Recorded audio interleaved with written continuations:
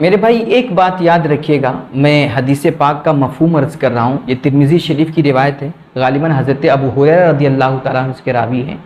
اللہ کے نبی علیہ الصلوۃ والتسلیم نے ارشاد فرمایا کہ اس جہان میں اللہ کی بارگاہ میں سب سے زیادہ محبوب، پسندیدہ اور قابل عزت اور تکریم کوئی چیز ہے نا تو وہ دعا ہے۔ میرے بھائی وہ بندہ اللہ کی بارگاہ میں بڑا محبوب، بڑا مقام اور مرتبے والا ہوتا ہے۔ اللہ اس بندے کو بڑی عزتیں اور تکریم عطا کرتا ہے جو روزانہ مصلی پہ بیٹھ کر کے ہاتھ پھیلا پھیلا کر کے اپنے اللہ سے دعا کرتا ہے، کیونکہ فرماتے ہیں کہ جب بندہ اپنے رب کی رحمتوں کی طرف متوجہ ہوتا ہے اور وہ آنکھوں میں آنسو لے کر کے، دل میں درد لے کر کے، تڑپ لے کر کے وہ اپنے اللہ کو پکارتا ہے نا، اور یا اللہ یا رب کہتا ہے نا،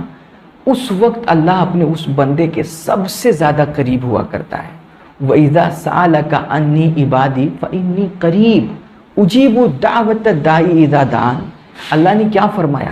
کہ میرے حبیب جب میرے بندے آپ سے میرے تعلق سے پوچھا کریں نا، میرا پتہ پوچھیں تو ان کو بتا دیا کریں کہ میں ان کے سب سے زیادہ قریب ہوں، میں ان سے بہت زیادہ قریب ہوں، اور جب کوئی بندہ مجھے پکارتا ہے نا تو میں اس کی پکار سنا کرتا ہوں، اس کی دعاؤں پہ لبیک کہتا ہوں۔